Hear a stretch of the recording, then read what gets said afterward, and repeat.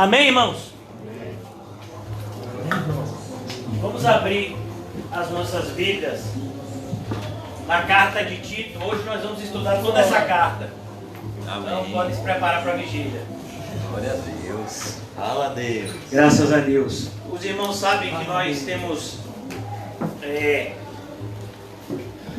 nesses últimos dias apresentado uma série querendo trazer a nossa confissão de fé, falar um pouco a respeito das doutrinas bíblicas acerca de Deus, de tudo aquilo que Ele nos revela. Mas o Espírito Santo de Deus falou muito forte quando eu cheguei aqui, que nós precisávamos conversar a respeito da carta de Tito. Glória a Deus. E o título da nossa mensagem mudou, até para aqueles que estão nos acompanhando pela internet. Eu tinha colocado o título normal, que seria Qual o Deus do nosso cristianismo?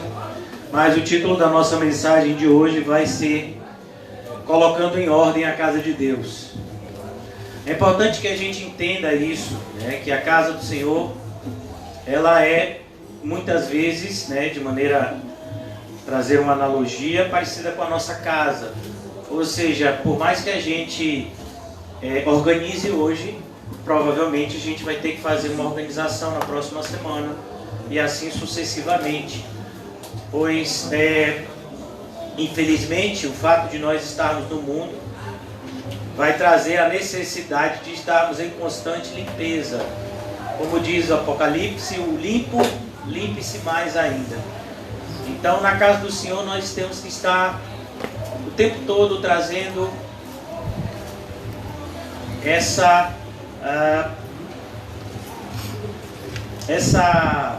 como vou dizer, trazer esse elemento de purificação, mostrando que na igreja as coisas precisam ser feitas de uma forma diferente.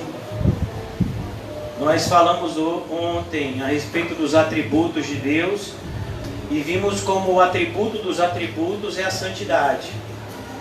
E uma das definições de santidade é justamente algo que é totalmente diferente do que a gente está acostumado, algo à parte daquilo que nós conhecemos.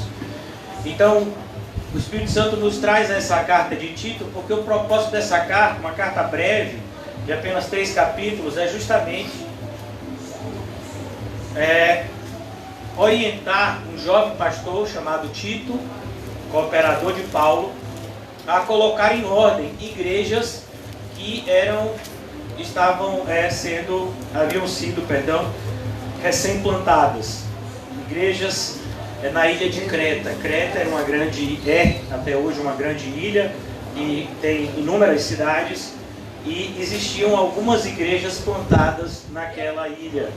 E o apóstolo Paulo então envia o seu amigo e companheiro da fé, Tito, para que ele pusesse em ordem a casa de Deus. Então, essa carta vai, na noite de hoje, nos ajudar a analisarmos a nossa congregação local, para que nós estejamos sempre sendo o mais bíblico possível. Todos nós precisamos viver da maneira mais bíblica possível. Por mais que isso em alguns momentos seja inconveniente e doloroso, mas isso deve ser a nossa luta diária, nos tornar cada vez mais verdadeiros de acordo com a palavra de Deus. Então, sem mais delongas, eu quero já entrar na carta, porque, como eu disse a vocês, eu gostaria de estudar ela na sua totalidade. Então, o propósito não é trazer uma exegese pormenorizada da carta, mas é trazer uma visão panorâmica dessa carta, com o propósito de analisar a nós mesmos e não falarmos da porta para fora hoje. Hoje a gente vai falar da porta para dentro. O propósito é nos analisar a respeito daquilo que nós temos que fazer para nos adequar o mais próximo possível da palavra de Deus. Então, Paulo, capítulo 1, versículo 1, Paulo, servo de Deus e apóstolo de Jesus Cristo, para promover a fé que é dos eleitos de Deus e o pleno conhecimento da verdade segundo a piedade, na esperança da vida eterna que o Deus que não pode mentir, prometeu antes dos tempos eternos, em tempos devidos, manifestou a sua palavra mediante a pregação que me foi confiada por mandato de Deus, nosso Salvador, a Tito, verdadeiro filho, segundo a fé comum, graça e paz da parte de Deus Pai e de Cristo Jesus, nosso Salvador. Então essa é a saudação do apóstolo Paulo. Então uma epístola, essa é a formatação, por assim dizer, das epístolas. Então você tem uma abertura, onde há uma saudação inicial, você mostra, fala qual seria o seu público, você tem as instruções da carta e você tem a conclusão dela. Assim é a maioria das epístolas, e essa não é diferente. Então Paulo, ele se apresenta como servo de Deus, e ele diz que o propósito é promover a fé dos eleitos. Então o objetivo da igreja, irmãos, não é trazer civilidade e nem de alguma forma promover qualquer espírito de cidadania, mas o propósito da igreja é falar a respeito das coisas de Deus. Nós temos que tomar muito cuidado para que não venhamos a esquecer isso. Então, não é o propósito da igreja que as pessoas que usam droga deixem de usar droga. Não é propósito da igreja que aquele que está doente seja curado. Não é propósito da igreja que quem é pobre deixe de ficar pobre e ganhe algum dinheiro. Não, nosso propósito não é esse. Nosso propósito é falar da fé. O que vai acontecer no nosso dia a dia, em relação à nossa saúde, à nossa vida financeira, isso diz respeito à providência de Deus na vida de cada um de nós. Mas o nosso papel aqui é, acima de tudo, tratar da vida espiritual, principalmente dos eleitos de Deus.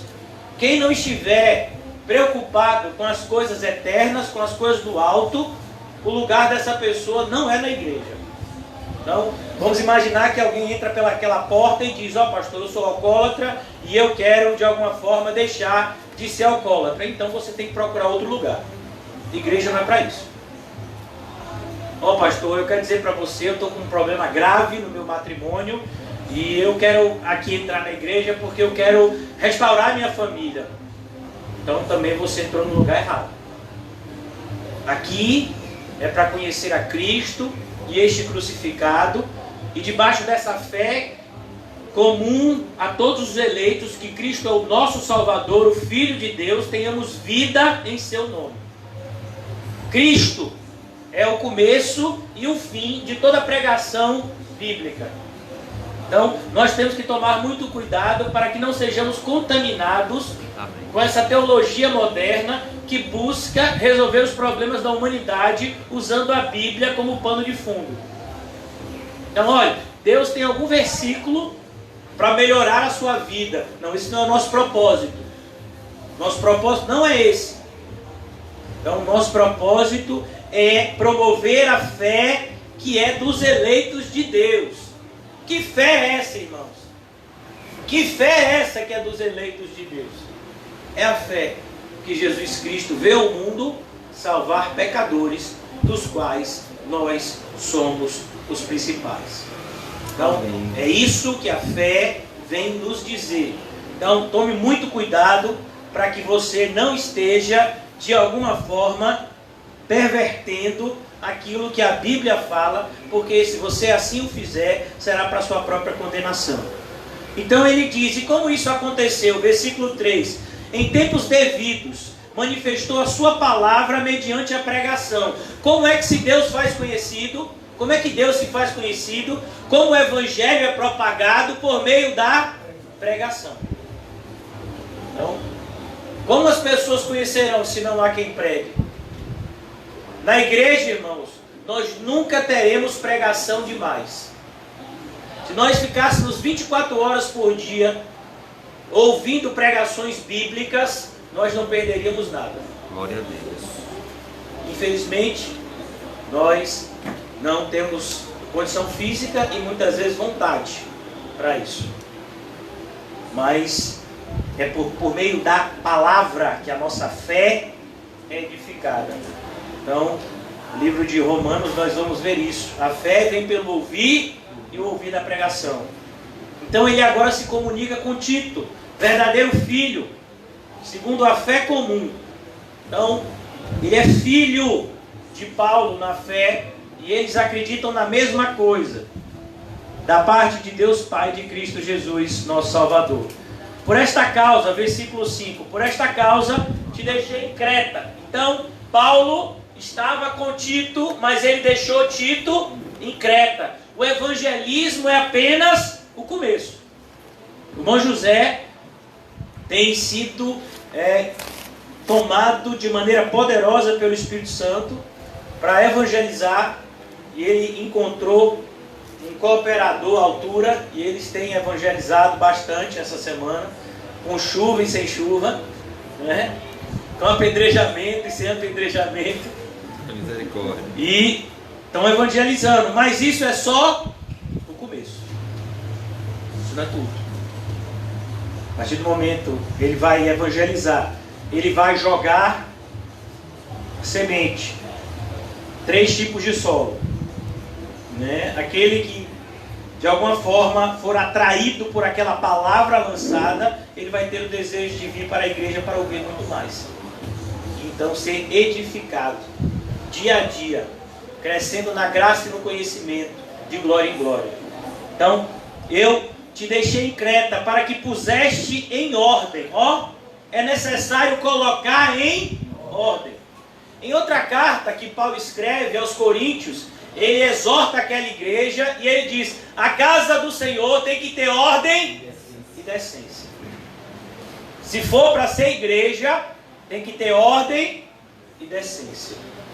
Então, quando você for fazer alguma coisa para Deus, tenha sempre isso em mente. Pessoas morreram, pessoas que tinham vidas aparentemente muito mais santas que a nossa, morreram porque não levaram em consideração a ordem e a decência.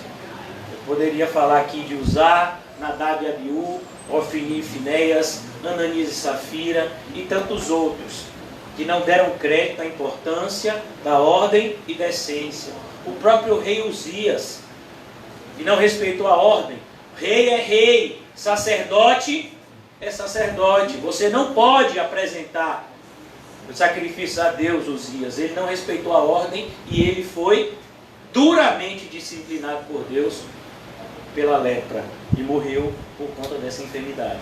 Então, nós precisamos tomar cuidado para que ponha em ordem as coisas restantes. Versículo ainda 5, bem como em cada cidade. Então a ideia é, ele está naquela ilha onde há várias cidades e provavelmente em algumas dessas cidades haviam igrejas.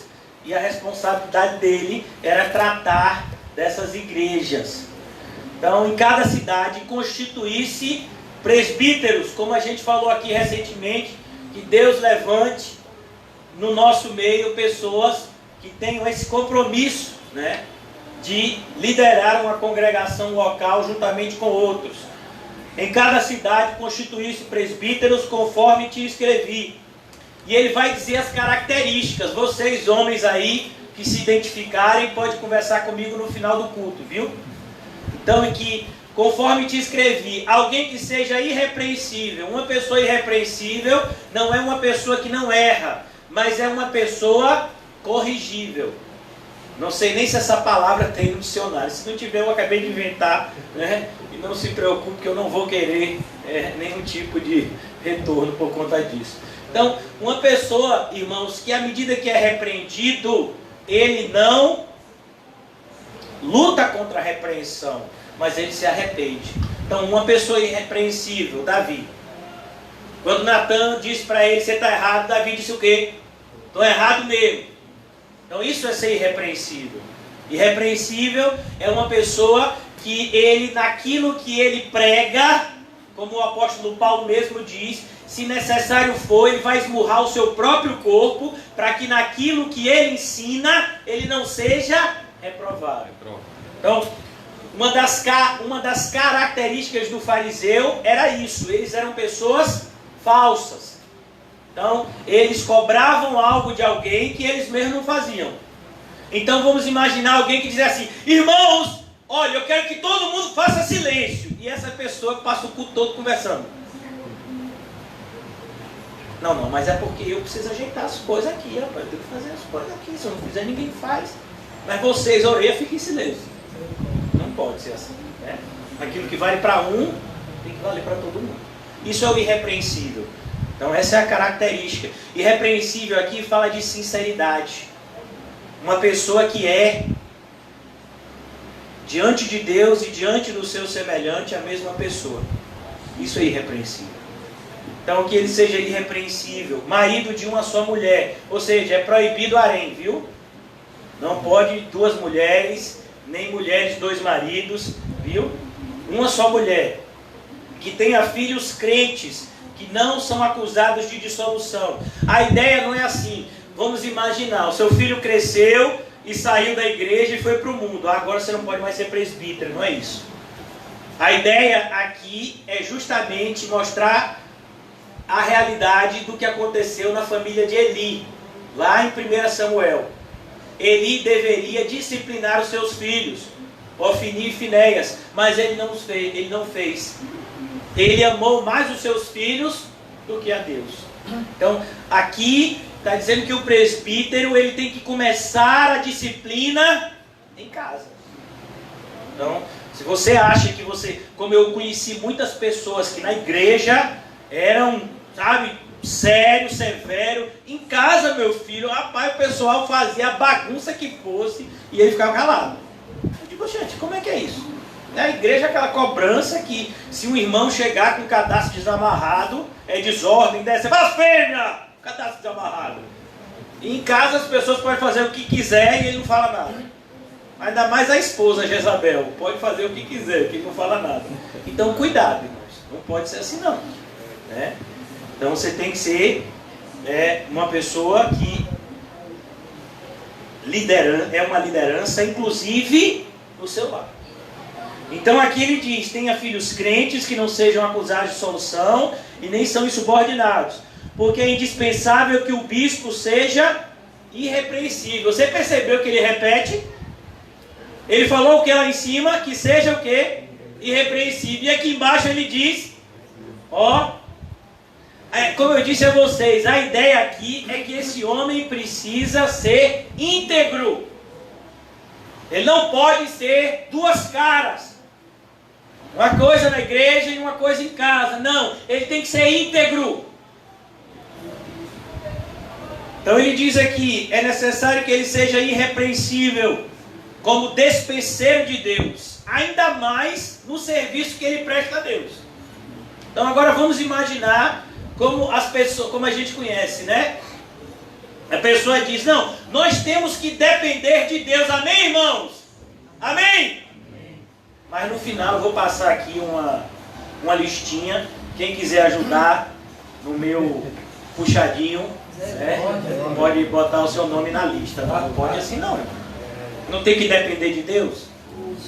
Tem que depender de quem? De Deus. E se não chegar a provisão, é porque Deus não queria que você fizesse isso que você está querendo. Às vezes, irmãos, a gente é que quer fazer alguma coisa e não Deus. Vamos imaginar que a gente queira fazer desse lugar uma igreja dessas de gente chique. Então o que é que a gente vai fazer? A gente vai fazer talvez um rebaixamento de gesso aqui. A gente vai botar aqui um púlpito daqueles assim de mármore, né? Sei lá, desses tablados de mármore. A gente vai botar um ar-condicionado central. A gente vai comprar uns microfones de 5 mil reais. Caixa de som de 50 mil, né? E aí a gente pensa, isso vai glorificar a Deus. Em quê? Nada. Em que isso vai glorificar a Deus?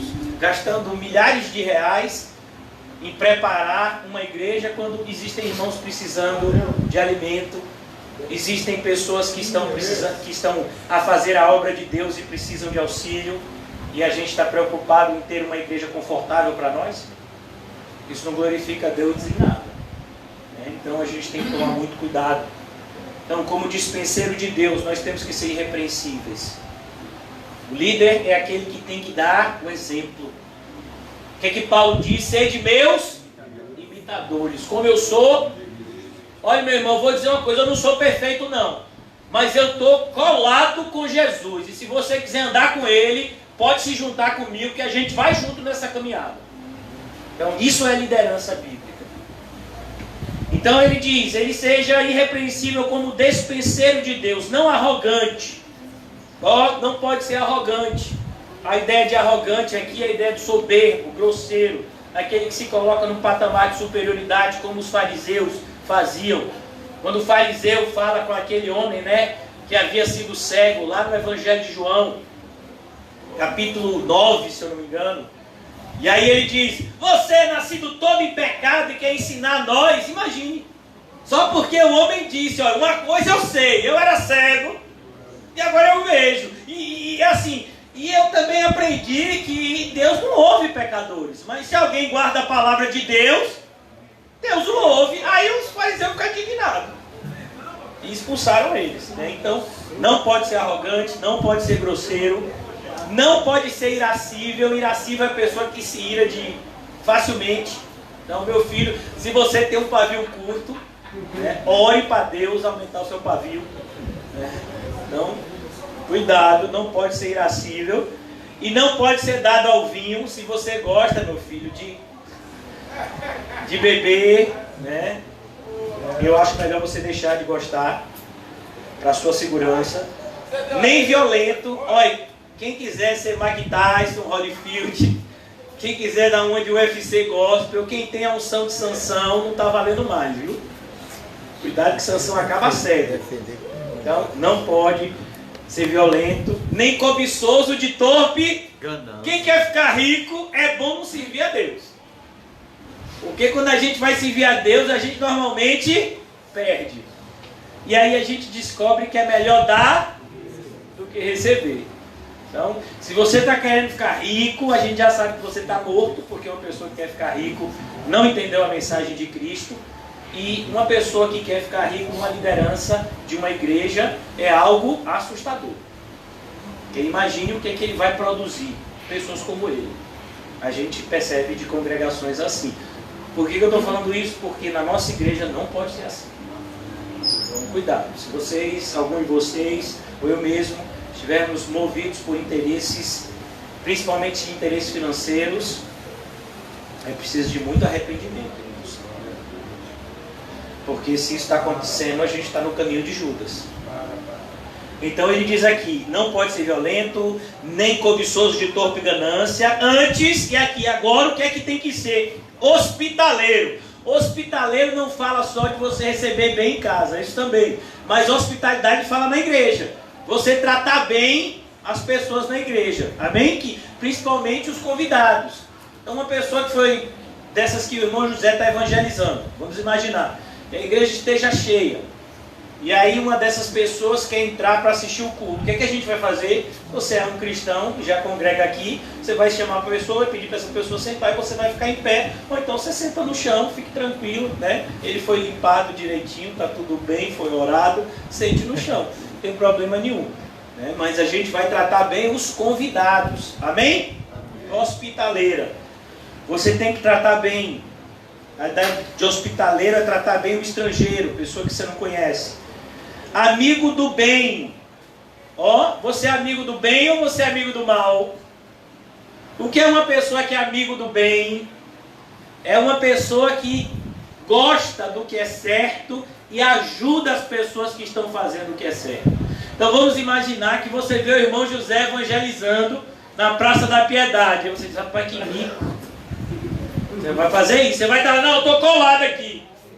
Aí você vê alguém dizendo, rapaz, que é esse maluco? Rapaz, se ele é maluco eu não sei, mas eu sou igual a ele. Por quê? Eu sou amigo dele. Se ele é maluco eu também sou, porque eu estou igual a ele. Eu só não tenho esse mesmo dom de falar assim. Mas eu sou igual a ele. Tudo que ele está falando aí eu assino embaixo. Amigo do bem. É aquele que se preocupa em fazer o que é certo e ajudar aqueles que fazem o que é certo. E ele diz mais aqui, ó. Hospitaleiro, amigo do bem, sóbrio. O que é uma pessoa sóbria? É o contrário de uma pessoa que se desespera. Você já viu? O pessoal chega e diz, pastor, fulano foi lá, quebrou, fez e aconteceu. O que o pastor faz? Oi, irmão, Deus está no controle, vamos orar. Rapaz, esse pastor parece que ele não se importa com nada. Ele não liga para ninguém. Meu irmão, você acha que eu vou me desesperar? Se eu me desesperar, como é que vai ser? Imagine um médico, chega uma pessoa cheia de facada, ou então cheia de corte, e o médico diz, meu filho, quem é que tem que costurar o camarada que chegou lá tudo cortado? Quem é? O médico diz, sangue, desmaia. Essa pessoa não podia ser médico, né? Então uma pessoa que se apaixona por causas, ele não pode ser pastor. Eu sou totalmente contra o aborto, odeio os homossexuais, essa pessoa não é sóbria. Uma pessoa, por exemplo, que é apaixonada por um time de futebol, não é sóbrio. Uma pessoa que é sóbria é uma pessoa que não se deixa se embriagar por nada. Às vezes a gente pensa que embriaguez está ligado simplesmente à bebida alcoólica ou ao consumo de drogas. Não, embriaguez é qualquer coisa que nos tira do sério, que nos tira do nosso centro, que nos tira a aptidão de ver as coisas da maneira correta. Por exemplo, por que uma pessoa que consome determinada quantidade de bebida não pode mais dirigir? Porque, segundo os estudos, essa pessoa não tem mais os reflexos que um motorista tem que ter para dirigir. Então, é a mesma coisa, isso é estar sóbrio. Um pastor, ele não pode tomar o lado de ninguém. Então chega aqui a pessoa e diz, pastor, meu marido fez isso e aquilo, o que é que a gente faz? Meu filho, peraí, que eu vou pegar 2 irmãos fortes aqui. E a gente vai dar não pode. Pastor, minha esposa, ela fez e aconteceu, e agora? Apedreja! Não pode. Tem que ser sóbrio. Tem que falar segundo a palavra de Deus, não pode ser apaixonado pelas coisas, né? Percebeu que essa característica já elimina um bocado de candidato, né? Varão, aí já ficou difícil. Quer dizer que eu não posso torcer pro meu Flamengo? Sóbrio, justo, uma pessoa correta, uma pessoa que busca andar segundo a justiça de Deus, uma pessoa piedosa. A piedade aqui é aquilo que Paulo vai tratar e dizer, realmente grande fonte de lucro é a piedade com contentamento. A piedade, irmãos, é um atributo que nos faz andar nas pegadas de Jesus. Então, que seria uma pessoa piedosa? Seria uma pessoa que imita aquilo que Jesus faz. Isso é piedade. Jesus é o piedoso por excelência. Que tenha domínio de si. Oi? Eita, o negócio ficou difícil. Tem que ter domínio de si. Pastor, eu quero muito fazer xixi. Prenda o xixi. Mas eu preciso muito beber água. Agora, fica e deixa a garganta ficar seca. Pastor, irmão, tem que ter domínio, meu filho. Você não consegue prender o xixi por 5 minutos. Você não consegue parar de beber água. Das crianças mesmo, toda hora fica se movendo. As daqui não, as daqui da igreja todo mundo com ordem e decência, amém? Então, meu irmão, tem que tomar cuidado. Domínio de si. É claro que você não vai fazer xixi nas calças, como chegou a um ponto aqui. Mas tem um limite para você segurar, né? Então você não pode ficar se levantando toda hora. Você não pode ficar falando toda hora. Você tem que ter domínio próprio. Domínio próprio, por exemplo, para ofertar. Oh, meu Deus do céu. É um domínio próprio. Que às vezes, meu filho, o dinheiro que você trouxe para ofertar, ele fica colado no seu bolso. Aí você diz, sai, feliz. Ele não sai. Rapaz, sai daí, rapaz, sai. Sai. Vai de se esconder. Então você tem que ter domínio próprio, irmãos. Cuidado. Não permita que as circunstâncias determinem quem você é e o que você faz. Mas é a palavra de Deus que diz o que você é e o que você deve fazer. Então, ele tem domínio de si. Apegado à palavra fiel. Meu filho, para qualquer obreiro, e isso vale para todos vocês e para mim, se for fazer alguma coisa, tem que ter fundamentação bíblica. Então, eu vejo muita gente falando muita coisa que não tem nada a ver com a Bíblia. E eu estou falando de gente da igreja. Não, eu acho que deve fazer assim. Eu acho que deve fazer assim. Meu filho, você acha que deve fazer isso, amém? Me diga 5 versículos bíblicos que apoiem isso aí que você está dizendo. Ah não, aí não tem versículo bíblico. Então você está dizendo isso por quê? Você é apegado à palavra fiel, irmão. Tem que ser bíblico o que a gente está fazendo aqui. Por exemplo, porque eu estou pregando isso aqui? Porque está escrito na Bíblia que a gente tem que colocar em ordem a casa de Deus. Isso é bíblico? Tem que ter ordem e decência? A gente tem que se examinar, não tem? Se a gente olhou aqui e está tudo certinho, amém? Eu não senti firmeza. Então, glória a Deus, né? É como, por exemplo, vamos imaginar que uma blitz pare você. Aí olha lá, o seu farol está em dia, seu carro está em dia, sua carteira está em dia, o documento do seu carro está em dia, pode ir. Aí, aconteceu alguma coisa? Você examinou tudo direitinho, ó, deixa eu ver, a carteira está certa, o documento está certo, pode ir, pode seguir. Agora uma pessoa que está sem carteira e com o documento do carro vencido, começa a orar, oh meu Deus, cega ou guarda. Como é que é isso, meu Deus? Não pode, irmão, tem que estar tudo certinho. Apegado à palavra fiel, tem que ser bíblico. Tem que ser bíblico. O seu posicionamento, o meu posicionamento tem que ser bíblico. Amém, Senhor Jesus. Apegado à palavra fiel, que é segundo a... E não pode ser versículo solto, viu? Tem que ser de acordo com a doutrina. Não, pastor, o senhor está dizendo aí que não pode ser rico, mas a Bíblia diz: comerás o melhor dessa terra. É, ô glutão. Ponha um garfo na garganta, glutão. Quer comer melhor dessa terra? É comer o pão vivo que desce. Não é essa a doutrina? Então quando Isaías diz: comerás o melhor dessa terra, Isaías estava falando de comida? Não, Isaías está falando do pão vivo que desce do céu, que alimenta a nossa alma. Então você tem que tomar cuidado para dizer: não, pastor, o que eu fiz é bíblico. Eu vou lhe mostrar aqui o versículo bíblico. E Judas foi lá e vendeu Jesus por 30 moedas de prata. É bíblico. Ah, então você é Judas? Não, pastor, o senhor disse que tinha que ser bíblico. É bíblico. Então eu disse para os irmãos: irmão, cada um vai dar 30 moedas de prata a partir de hoje, porque eu encontrei ela na Bíblia. Meu filho, tem que ser de acordo com a doutrina. Não é caixinha de promessas. Olha, eu sou o inimigo número 1 da caixinha de promessas. Por isso, se você tiver uma, meu filho, queime, em nome de Jesus. Caixinha de promessas, ela serve ao diabo e não a Deus.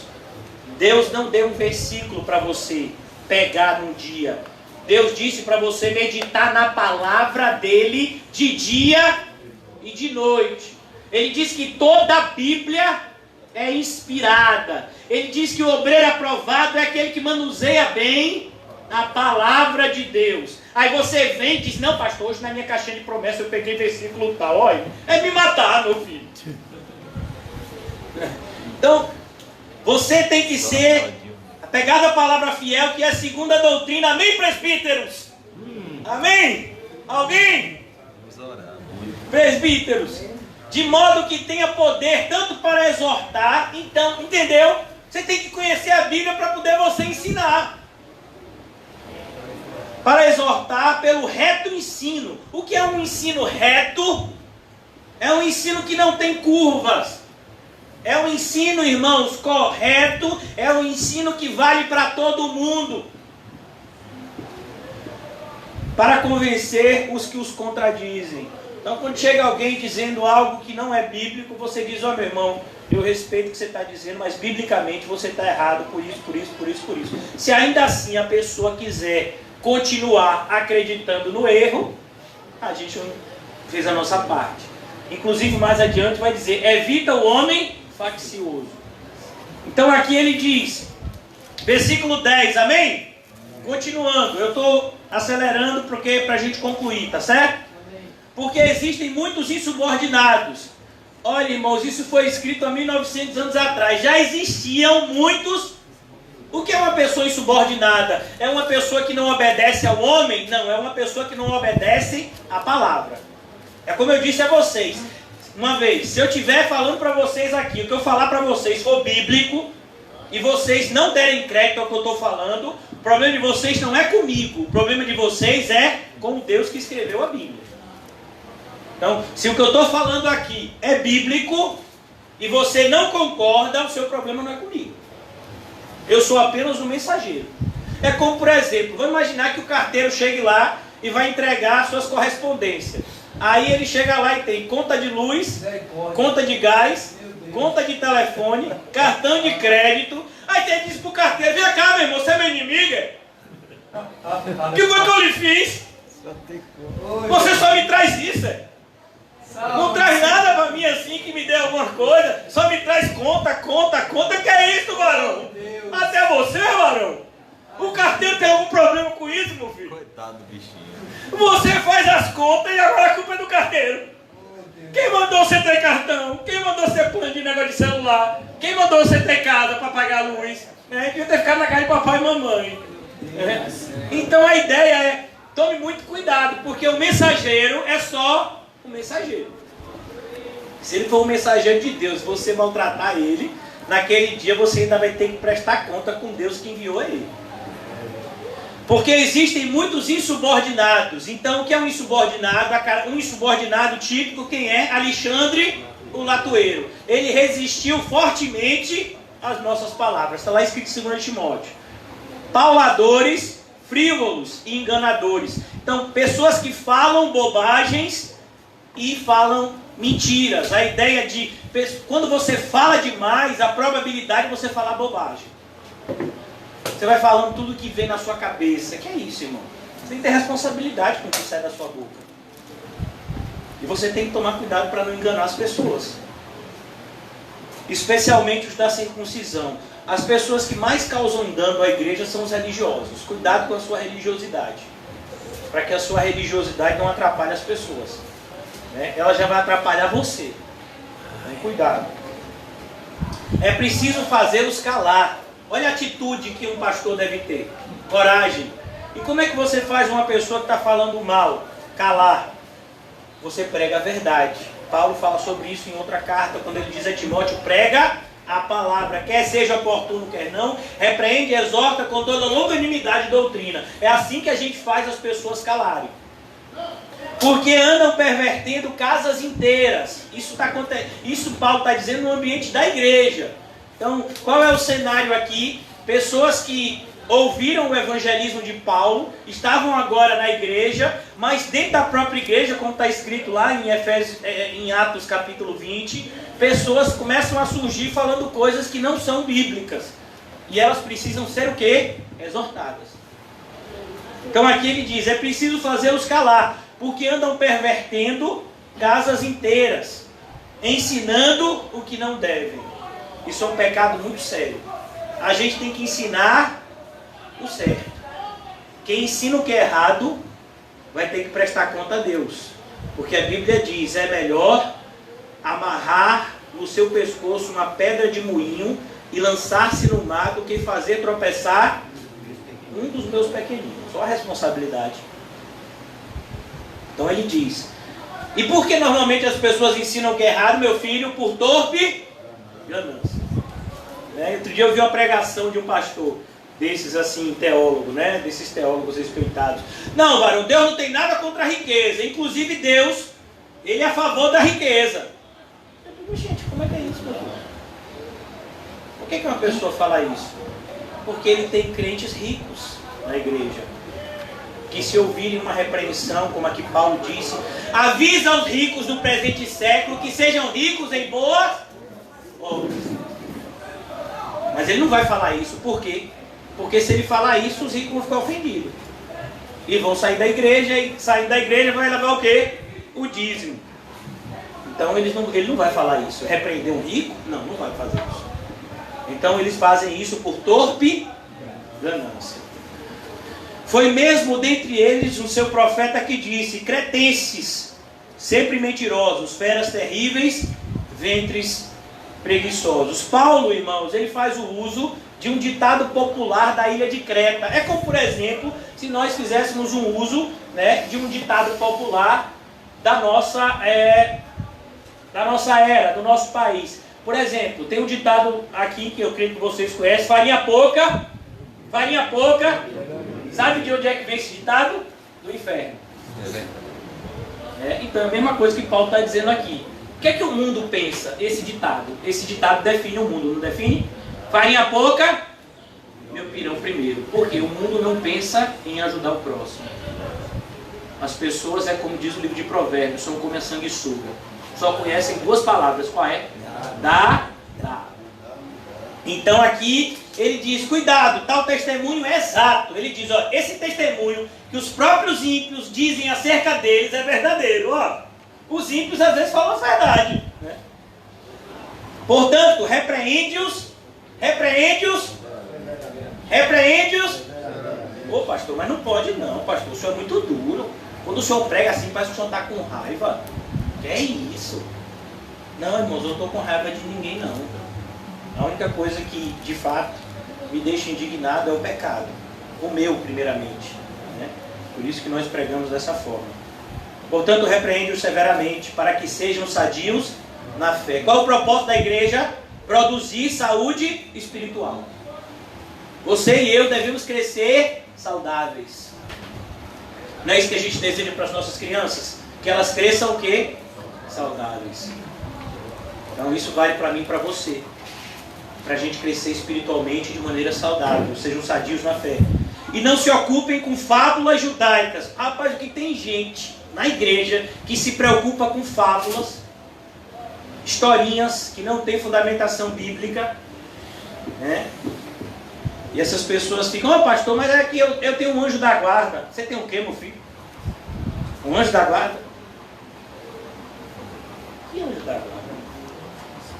Não, pastor, é porque fizeram uma macumba para mim, mas aí eu joguei um óleo ungido, e aí foi assim. Meu filho, agora esse negócio? Pelo amor de Deus. Sujeitai-vos a Deus, resistir ao diabo e ele fugirá de vós. Isso é toda a batalha espiritual que você precisa saber. Então ele diz aqui, não se ocupem com fábulas judaicas e nem com mandamentos de homens desviados da verdade. Os homens desviados da verdade, eles costumam fazer o quê? Dar mandamentos. Você já viu?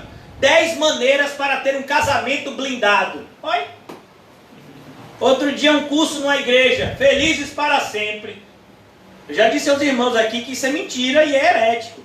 Porque os maridos e as esposas só vão estar unidos até a morte. Então não tem nada para sempre não. No céu é todo mundo irmão. Então felizes até que a morte os separe. Pelo menos devia ser assim o nome, né? Já estaria errado o propósito, né? Então, devemos tomar cuidado, irmãos. Tomar cuidado para que a gente não receba mandamentos de homens desviados da verdade. 3 regras para você ser um cristão bem-sucedido financeiramente. Você tem que obedecer essas 3 regras, mandamentos de homens desviados da verdade. Então, cuidado. Todas as coisas são puras para os puros. Todavia, para os impuros e descrentes, nada é puro. Paulo não está dizendo que quando você acha que algo é correto, você pode fazer o que você quiser. Não, ele não está dizendo isso.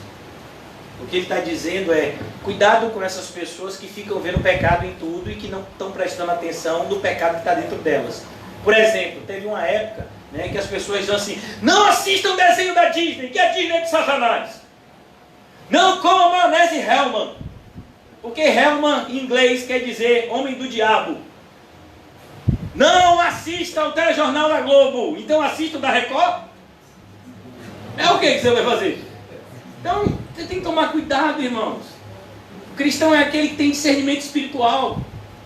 O Espírito Santo que habita nele vai mostrar para ele o que é certo e o que é errado, o que faz bem e o que não faz. E não dividir as coisas como religiosas e não religiosas. Não é assim que funciona.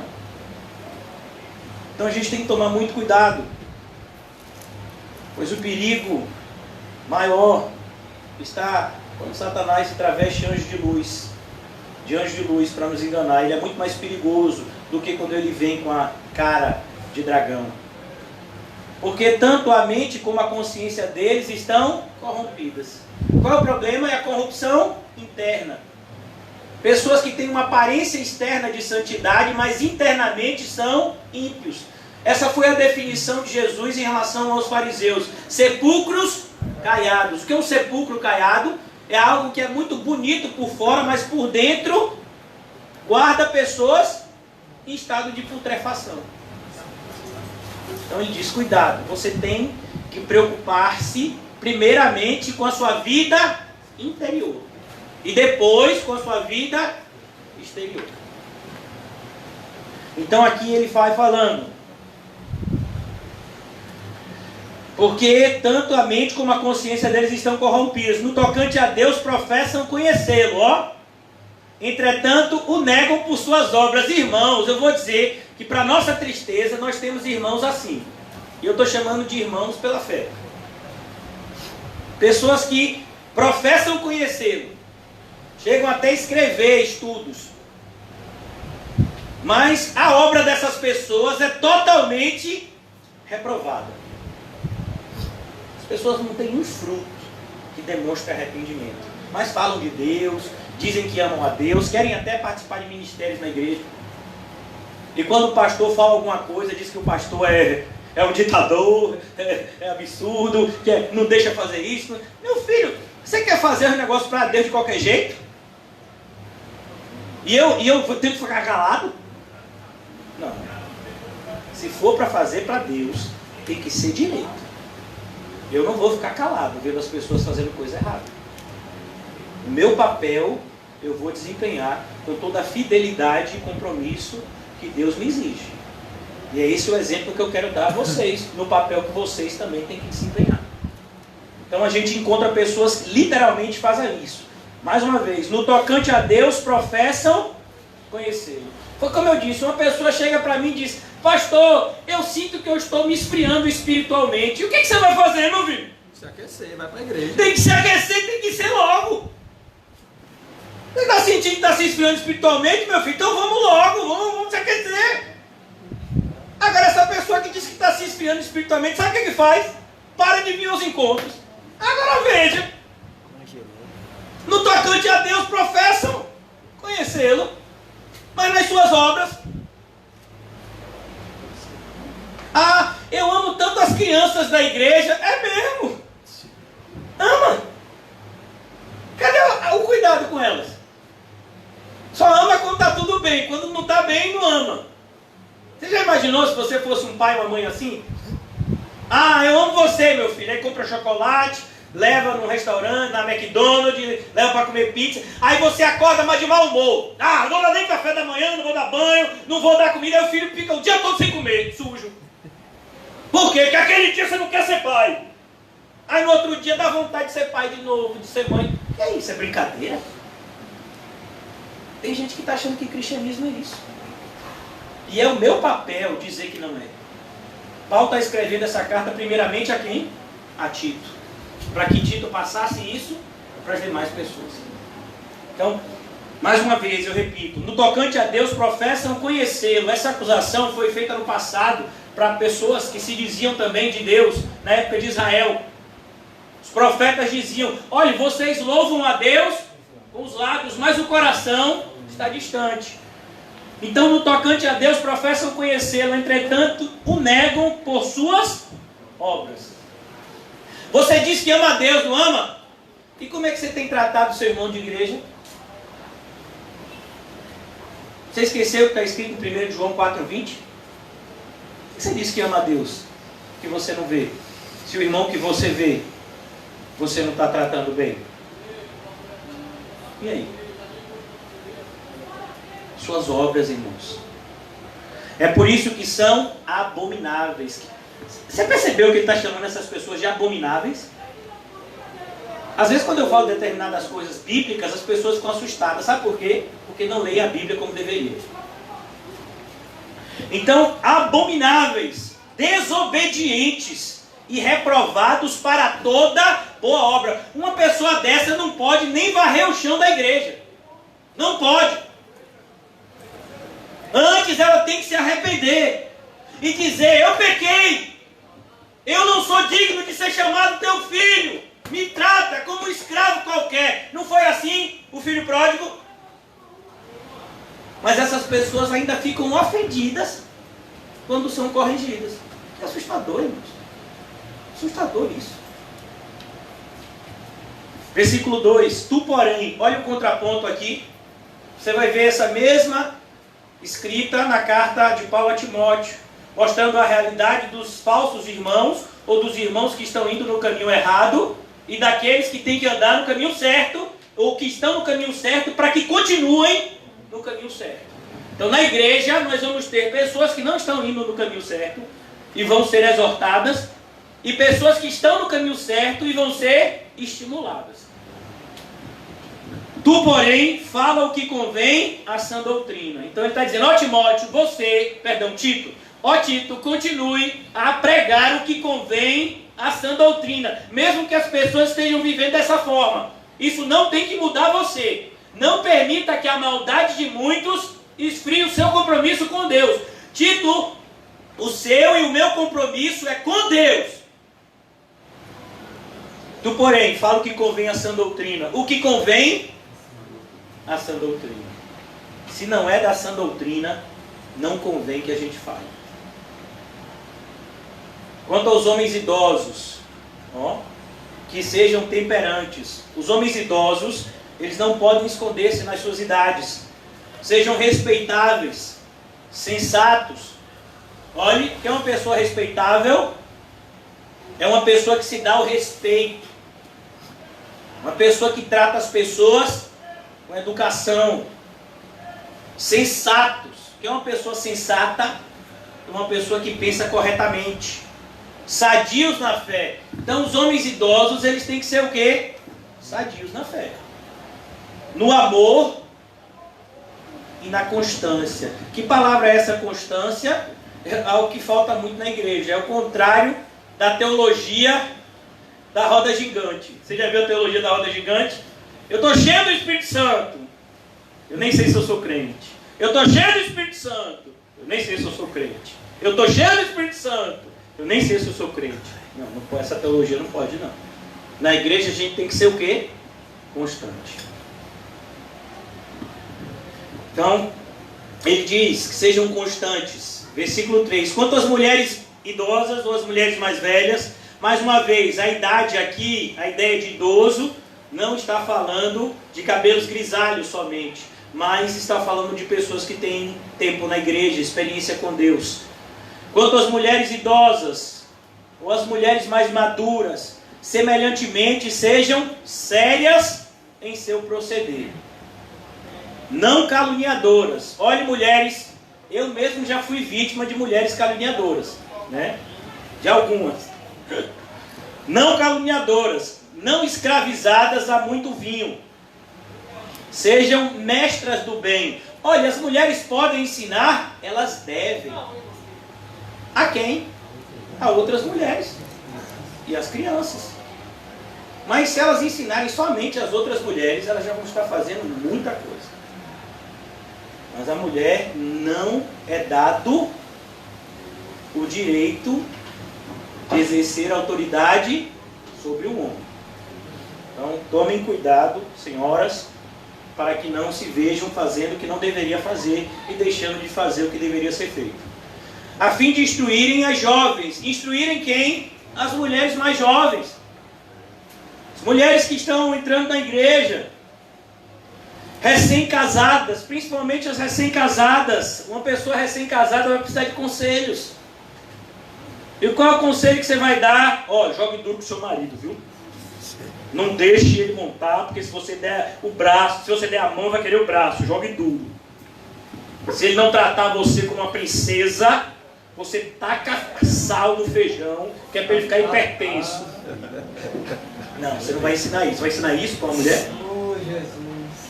Olha, você pega e bota um laxante na comida dele, porque ele vê o que é bom para tosse. Não, você não vai ensinar essas coisas, irmão. Não, pastor, eu pensei que podia. Então veio uma senhora uma vez e disse: pastor, eu fui numa profetisa e ela disse que eu devia orar para Deus colocar uma enfermidade mortífera no meu marido. Isso é de Deus? Eu digo: depende se o seu Deus for o diabo. Orar para Deus colocar uma enfermidade? É porque ela disse que se o meu marido não ficar à beira da morte, ele nunca vai se converter. Eu digo: quem precisa se converter antes do seu marido é a senhora e essa profetisa. Depois aí você ora pela conversão do seu marido. Você ora pela conversão e não para Deus enviar doença. Então tem muitas pessoas que infelizmente não entenderam isso ainda. A fim de instruírem as jovens recém-casadas a amarem seus maridos. aos maridos. Uma vez eu conheci uma pessoa que disse: ainda bem que eu não preciso amar meu marido, eu só preciso honrar. Aí eu peguei a Bíblia e disse: vem cá, senhora, olha, tem que amar também. Eita Deus, agora me pegou. Meu Deus, uma esposa que não quer amar o marido. É assustador, irmão, que a gente ouve na igreja. Coisa que você nem vê no mundo. As jovens recém-casadas amarem os seus maridos e amarem os seus filhos. Tem que amar filho também, aquele infeliz que eu botei no mundo. Tem que amar, meu filho. E agradecer a Deus, porque filho é uma bênção. Amém. Feliz é aquele que enche a sua aljava com ele. São como flechas na mão de um guerreiro. E a serem sensatas. Olha, as mulheres, a mesma qualidade dos homens, ó, sensatas, honestas, boas donas de casa. Ah, meu Deus, que Bíblia machista! A Bíblia não é machista e nem feminista. A Bíblia é bíblica. E se você está com problema com a Bíblia, meu filho, você está com um problema enorme, porque a Bíblia não vai mudar. Quem tem que mudar é você. Eu acho um absurdo ser dona de casa. É mesmo, meu filho. E se você não tivesse nem ser casa? E se você não tivesse nem casa, você queria ser dona de alguma coisa? Olha, irmãos, é assustador. Tem coisa... Isso que você está reclamando, você sabia que tem gente que está orando por isso? Ah, meu Deus, hoje eu comi de novo arroz com ovo. Você sabia? Eu amo isso. Deus purinho. Eu acho uma combinação divina. Né? Mas tem gente que diz: ah, passei a semana toda comendo arroz com ovo. Você sabia que tem gente que está orando por isso? Ah, meu Deus, a minha casa ela está cheia de mofo. Você sabia que tem gente que não tem nem telhado? Está dormindo na rua? Ah, essa roupa está velha. Você sabia que tem gente que não tem nem roupa? E aí? Sabe, para de reclamar, irmão. A serem boas donas de casa, bondosas. Olha que coisa linda. Como você encontra uma mulher assim, né? Uma senhora. Por isso que teve que ressuscitar Dorcas. Boas donas de casa, bondosas, sujeitas ao marido. Rapaz, aqui pegou pesado. Sujeitas ao marido, para que a palavra de Deus não seja difamada. Quando a mulher não é sujeita ao marido, o que é que acontece? A palavra de Deus é difamada. Rapaz, aquele casal ali é crente. Quanto aos moços, eita, olha, o negócio pegou aqui para alguns. Moços, olha vocês jovens aí. Eu já passei, semana que vem eu faço 41. Quanto aos moços, de igual modo, exorta-os para que em todas as coisas sejam criteriosos. Olha vocês aí, o que é uma pessoa criteriosa? É uma pessoa que faz a escolha certa. Sejam criteriosos. Torna-te pessoalmente padrão de boas obras. Ó, você quer estimular os outros à santidade? Então comece você mesmo se santificando. Você quer estimular os outros a uma vida de oração, amém? Mas você tem vida de oração? Você quer estimular os outros a ler a Bíblia, amém? Mas você tem uma vida de leitura bíblica? Você quer estimular os outros a terem compromisso na igreja, mas você tem? Então, torna-te padrão. A ideia aqui é, irmão, entrou pela porta estreita, ande pelo caminho apertado. Ande. Pare de ficar dizendo, não olhe para mim, olhe para Cristo. E diga, irmão, olhe para mim. Se eu errei em alguma coisa biblicamente, em nome de Jesus me corrija, viu? Pode olhar para mim. E se eu fiz alguma coisa errada, me fale, porque eu não quero mais fazer. Que negócio é esse na igreja que ninguém pode mais falar nada com ninguém? Que chamam logo de fofoqueiro. Meu irmão, se você quer ter vida secreta, você vai para a maçonaria, não para a igreja. Ah, mas todo mundo fica tomando conta da minha vida. Que quem dera você tivesse alguém para tomar conta da sua vida. Eu estou doido para alguém tomar conta da minha. Alguém quer? Igreja é assim, irmão. É isso que é pastorear uns aos outros, estimular o amor e as boas obras, e não ficar com o negócio de vida em secreto. Você tem vida em secreto, meu filho, você está com um problema grave. Porque aquilo que você faz em secreto, você faz na presença de Deus. Então, pare com isso. Versículo de número 7. Torna-te pessoalmente padrão de boas obras. No ensino, mostra a integridade. A ideia de integridade é uma pessoa que não tergiversa. É uma pessoa que não negocia. Como a gente conhece alguns pregadores que pregam uma coisa para um grupo e para outro grupo prega outra. O apóstolo Paulo repreendeu duramente o apóstolo Pedro por causa dessa postura. Eles estavam na Galácia, e aí o apóstolo Pedro e o apóstolo Paulo, estava todo mundo lá se alegrando com os cristãos judeus e os cristãos não judeus, todo mundo junto. Aí chegou os cristãos de Jerusalém e eles começaram a se separar dos cristãos não judeus. Aí Paulo disse: que palhaçada é essa? Como é isso? Existe agora dois tipos de cristão? O cristão judeu e o cristão não judeu? Não, meu filho, agora não tem mais isso não. Todos somos irmãos aqui. Não tem diferença entre judeu e não judeu. Então não pode ser uma pessoa de conveniência. Eu falo uma coisa aqui, mas se outra pessoa tivesse aqui, eu já pregava outra coisa, para não desagradar aquela pessoa. Não, meu filho. É Deus que tem que ser agradado. Ainda que isso desagrade a todos, até a nós mesmos. Então aqui ele diz, torna-te padrão. Torna-te no ensino, mostra integridade, reverência. Reverência. Linguagem sadia. Nada de palavrão. Nada de falar coisa feia. Isso não faz parte mais da nossa vida. Irrepreensível. A linguagem da gente tem que ser uma linguagem correta, para que o adversário seja envergonhado, não tendo indignidade nenhuma de dizer a nosso respeito. Quando a gente vive uma vida incorreta, irmãos, a gente está envergonhando a Deus e agradando ao diabo.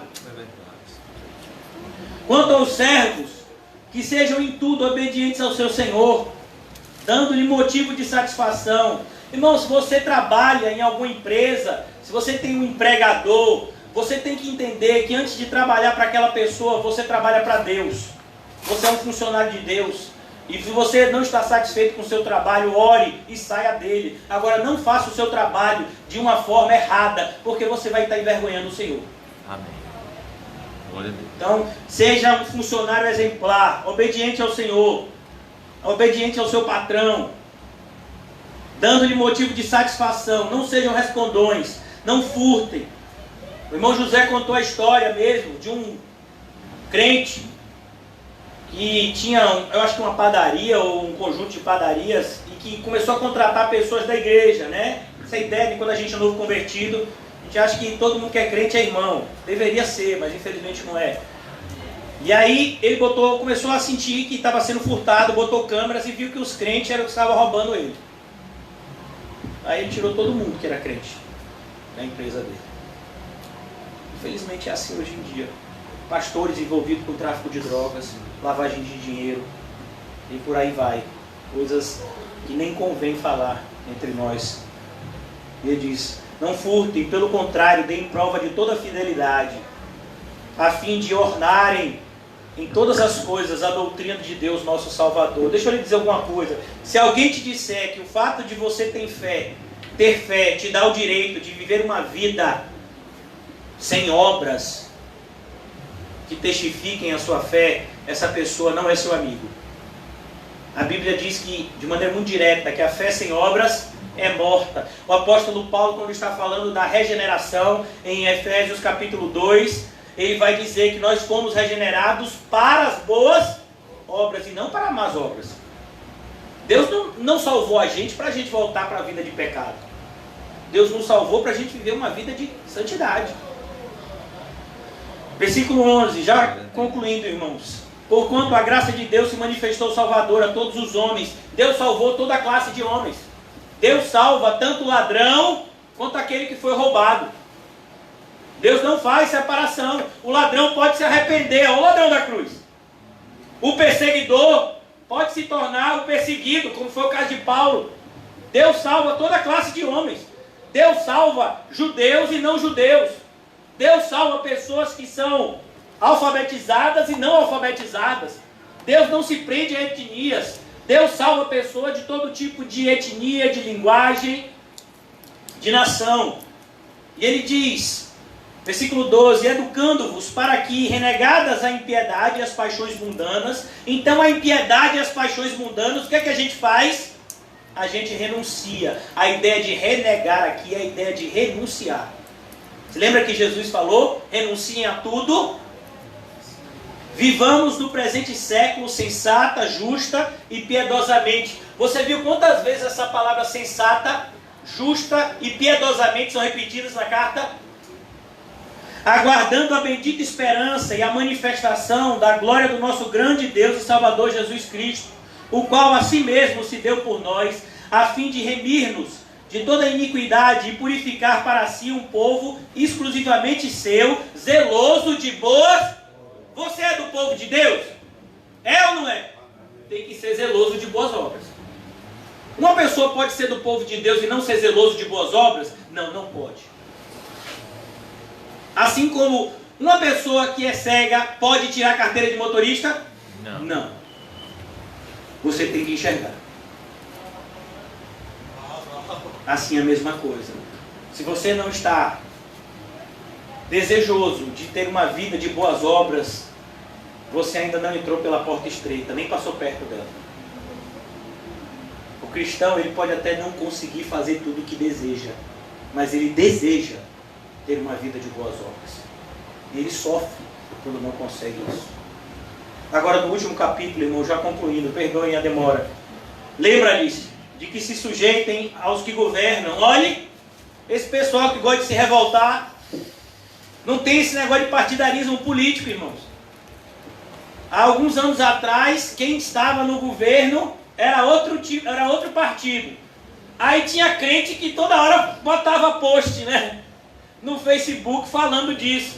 Como você vai ver que esses mesmos crentes, outro dia um desses pastores que são extremamente, né, dedicados à vida política, né, fazendo esse desserviço ao evangelho, colocou a foto, né, um post, compartilhou a foto de todos os ministros do STF com rosto de palhaço. Isso é um desrespeito. Esses homens, eles podem ser o que eles forem, mas eles são autoridades. E quem é você para dar esse tipo de exemplo? Você que deveria estar dizendo, ó, irmão, se a autoridade mandou você fazer isso, não é contra a Bíblia, você vai ter que obedecer. É como, por exemplo, agora, para você entrar no estabelecimento comercial, tem que usar máscara, não é isso mesmo? Aí você vai dizer, mas eu sou crente e não vou usar. Por quê? Tem uma lei, você tem que obedecer. Agora, se o pessoal disser, olha, a partir de hoje não vai ter mais culto, todas as igrejas vão ser fechadas, aí eu não vou obedecer. Eu não vou. Mas aquilo que não for diretamente contrário à lei de Deus, eu preciso obedecer. Então lembra-lhes que se sujeitem aos que governam, às autoridades, sejam obedientes, estejam prontos para toda a boa obra. Não difamem a ninguém. Não é o nosso papel. Esse é o papel do diabo. Nem sejam altercadores, aqueles que ficam provocando os outros, mas cordatos, ou seja, chame as pessoas a se reconciliarem, principalmente a se reconciliarem com Deus por meio de Cristo, dando prova de toda a cortesia para com todos os homens. Trate as pessoas bem, pois nós também outrora éramos nécios, desobedientes. Teve alguém que nasceu crente? Não. Todos nós precisamos ser alcançados pela graça. Fomos alcançados pela graça e regenerados. Mas outrora éramos nécios, desobedientes, desgarrados, escravos de toda sorte de paixões e prazeres, vivendo em malícia e inveja, odiosos e odiando uns aos outros. Aqui era a nossa vida antes de Cristo. Se você não acha que a sua vida era assim, significa que você ainda não se converteu. Quem acha que era bonzinho antes de Cristo é porque não se conhecia direito e ainda não se conhece. Quando, porém, se manifestou a benignidade de Deus, nosso Salvador, e o seu amor para com todos, não por obras de justiça praticadas por nós, mas segundo sua misericórdia, Ele nos salvou mediante o lavar regenerador e renovador do Espírito Santo, que Ele derramou sobre nós ricamente, por meio de Jesus Cristo, nosso Salvador, a fim de que, justificados por graça, nos tornemos seus herdeiros, segundo a esperança da vida eterna. Qual é a nossa esperança? Ficar rico? Não morrer de Covid? Qual é a nossa esperança? Completar 100 anos? Qual é a nossa esperança? A vida eterna, meu filho. Essa é a nossa esperança. A nossa esperança é sermos perdoados e reconciliados com Deus para sempre, por meio do sangue de Jesus. Versículo 8.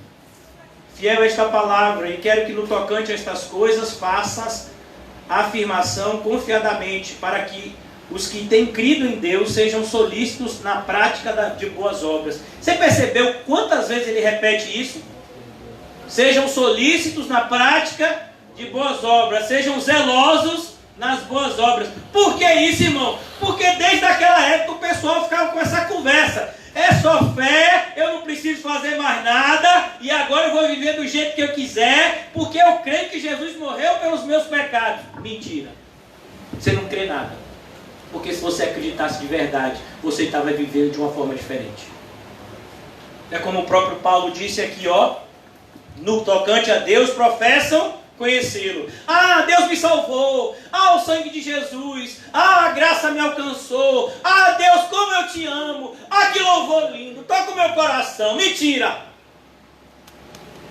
Se esse louvor tocasse mesmo o seu coração, você estava vivendo de maneira diferente.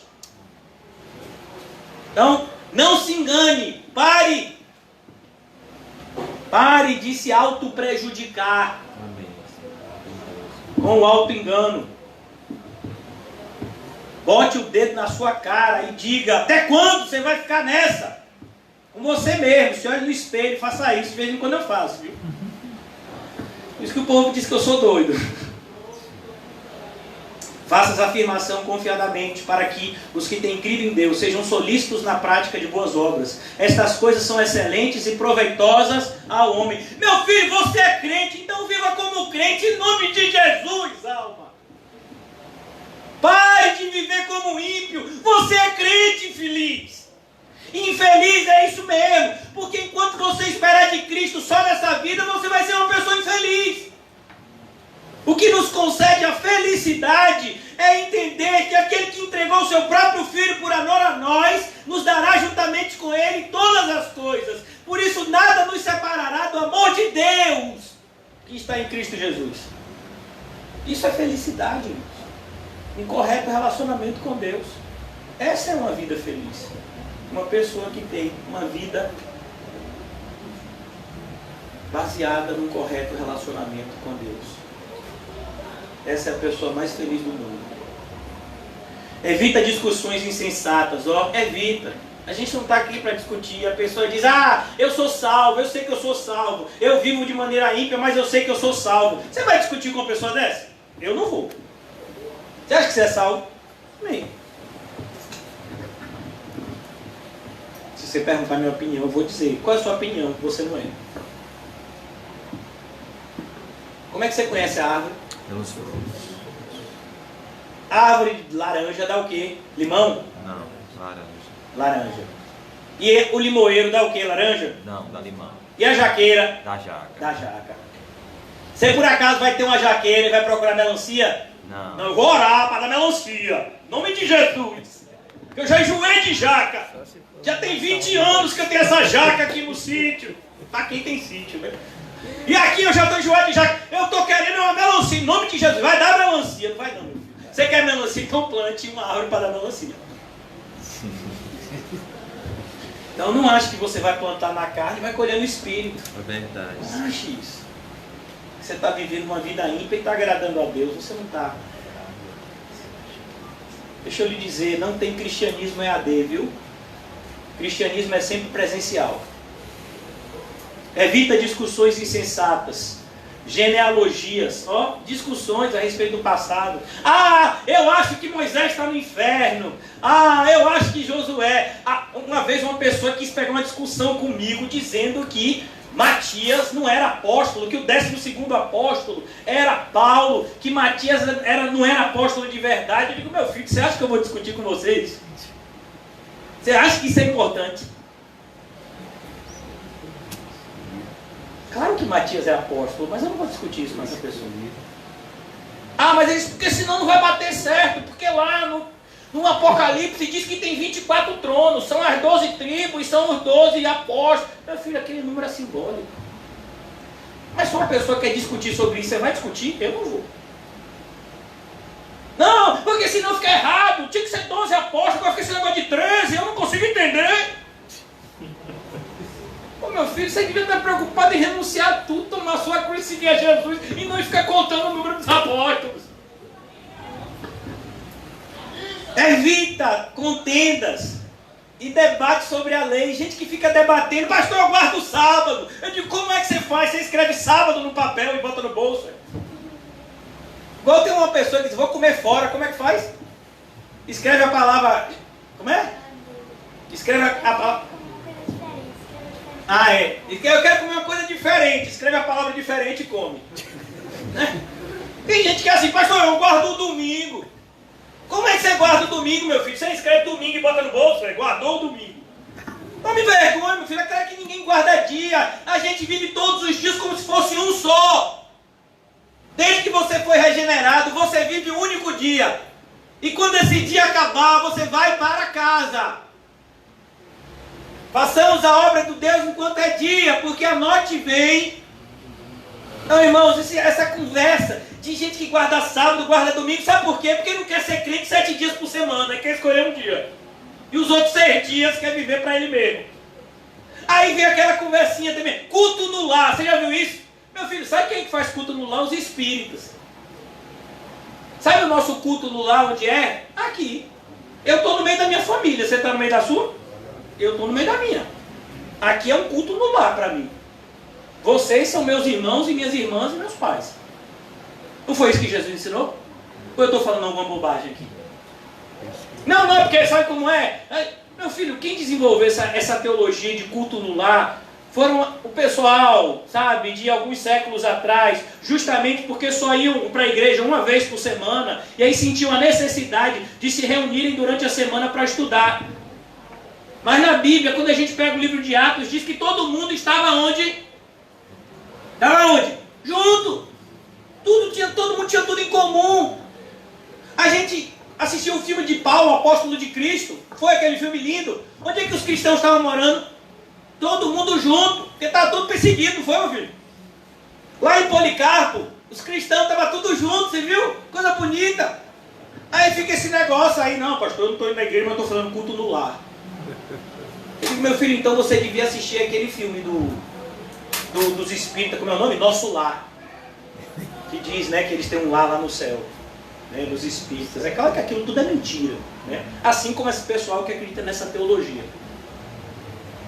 Porque é muito conveniente eu estar com pessoas que eu gosto emocionalmente. Quando a gente vem para a igreja, a gente aprende a amar de verdade. A gente aprende a amar pessoas que a gente não conhece. Pessoas que gostam de coisas diferentes do que a gente. O culto lá em casa é tão confortável, né? E você acha que Deus vai te colocar numa zona de conforto para adorar Ele? Quando Deus chama Abraão para adorar, Ele manda Abraão. Cuidado, irmãos, com esse evangelho de conveniência. Ele é falso. Ele diz, evita debate sobre a lei, porque não tem utilidade, são fúteis. Então esse pessoal fica discutindo por bobagem. Não entra nessa. O pessoal vira e mexe, fica fazendo pergunta boba para mim. Eu tenho tido um direcionamento e nem responder mais. Digo para essa pessoa, meu filho, você já renunciou a tudo, tomou a sua cruz e seguiu a Jesus?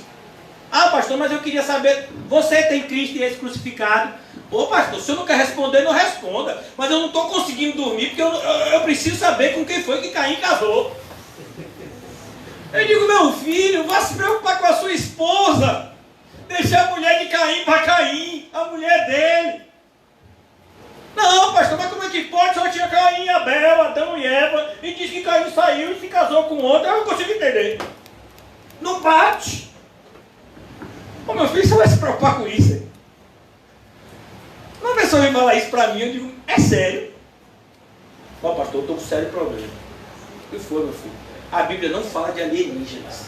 E eu sei que eles existem. É mesmo, meu filho. Você acredita em OVNI, é? Tá certo. Olha, eu posso dizer que alienígenas existem. Nós somos uns aqui. Nós somos de outro planeta. Nosso reino não é dessa terra. Evita o homem faccioso. O que é o homem faccioso? É o homem que procura contendas e divisões. A ideia de facção é justamente a ideia de divisão. Evita o homem faccioso, depois de admoestá-los primeira e segunda vez. Então a pessoa que está o tempo todo procurando contenda e divisão, você já exortou uma, já exortou duas, você vai continuar exortando? Não, meu filho. Sacode a poeira dos pés.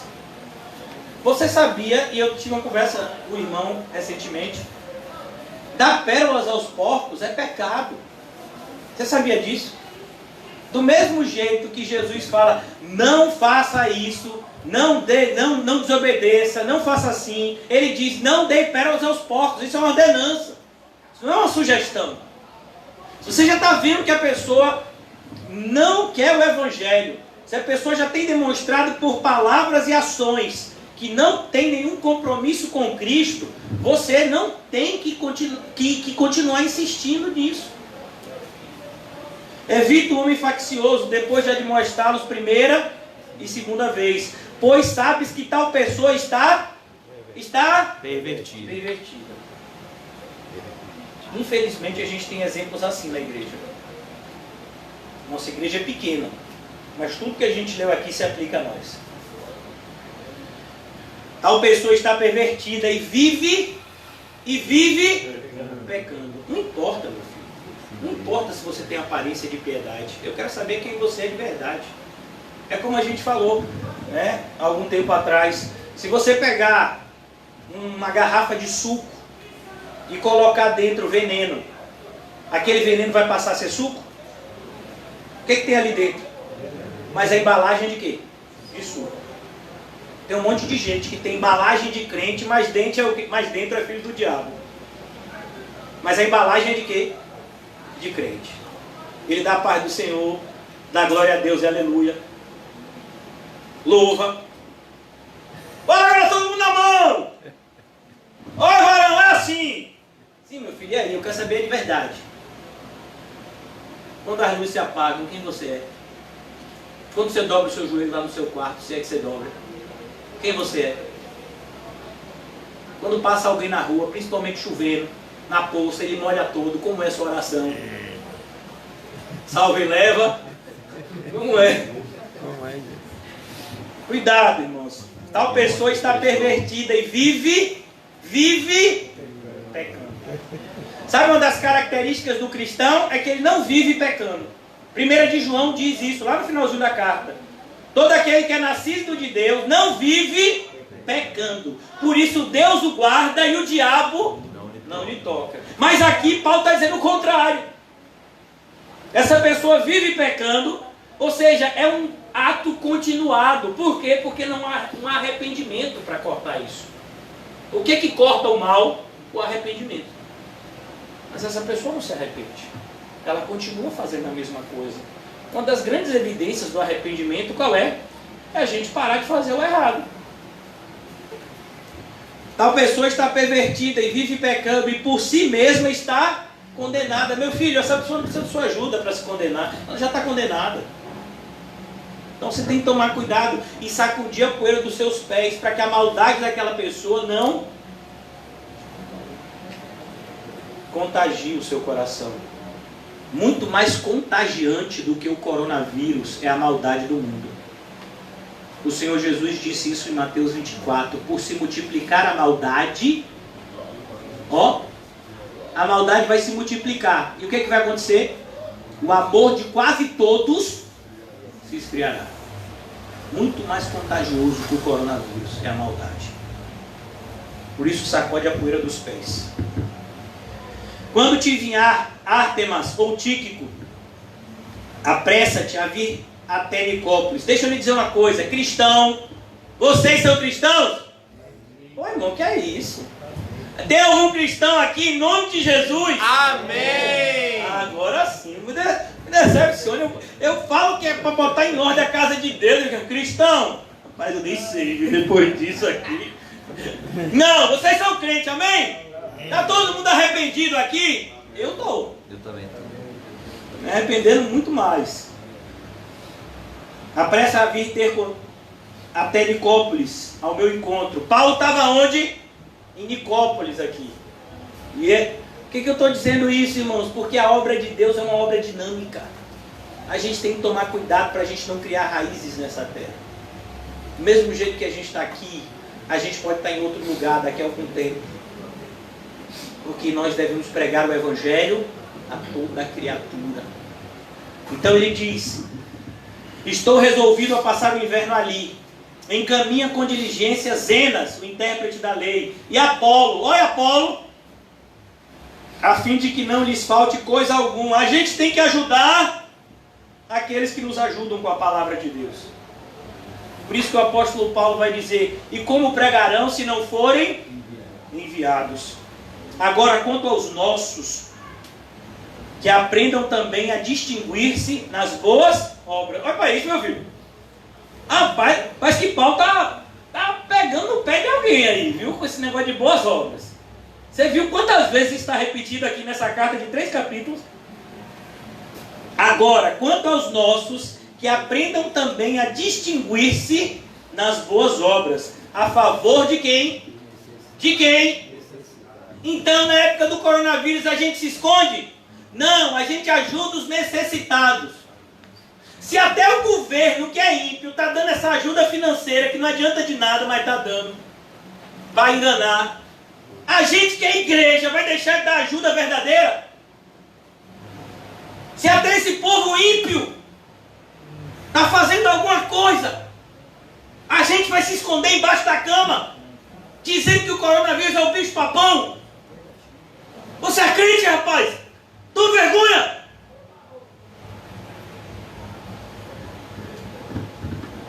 Para que não se tornem infrutíferos.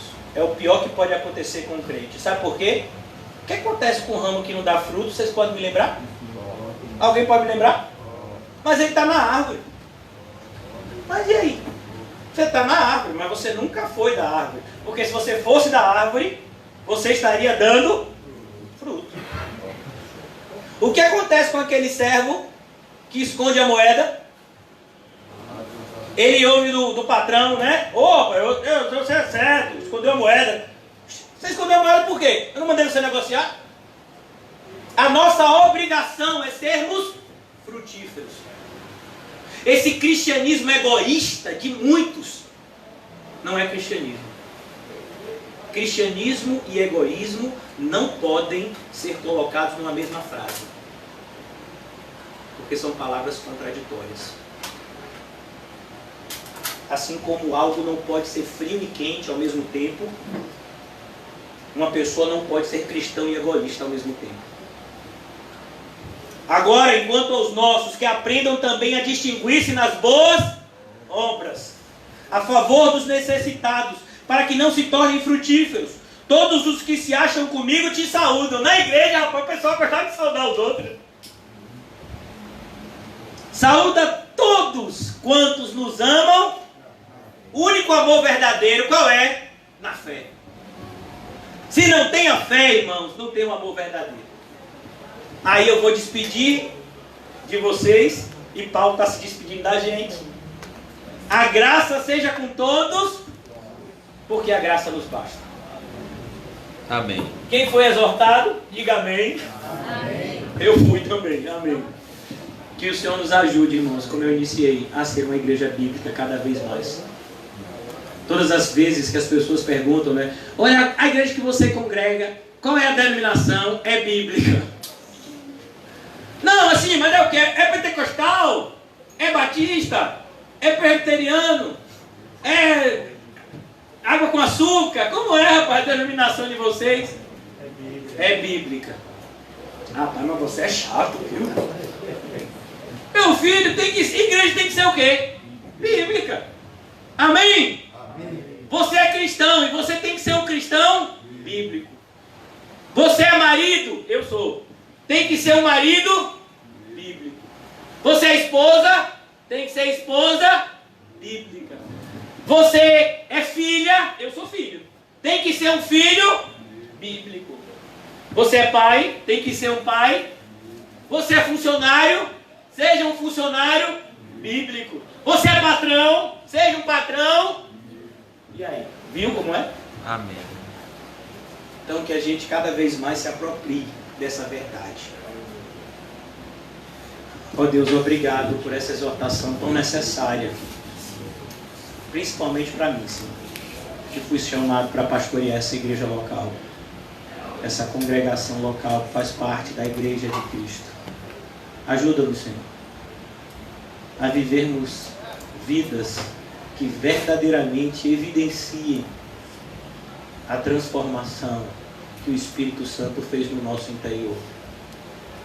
Não nos deixa, Senhor, enganar a nós mesmos debaixo de uma vã esperança baseada numa falsa fé. Mas nos ajuda, Senhor, a cada vez mais, alicerçados na verdade, crescermos na graça e no conhecimento de Ti. Abençoa-nos na noite de hoje e nos mantém sempre debaixo da Tua paz, segundo a Tua graça. Abençoa a irmã Osana, Senhor, que cada vez mais ela se sinta amada e protegida por Ti, Senhor. Independente de qualquer prognóstico, ao contrário, que ela possa saber que todas as coisas estão cooperando para o bem, para aqueles que amam a Deus. Ó Deus, abençoa a irmã Gisele.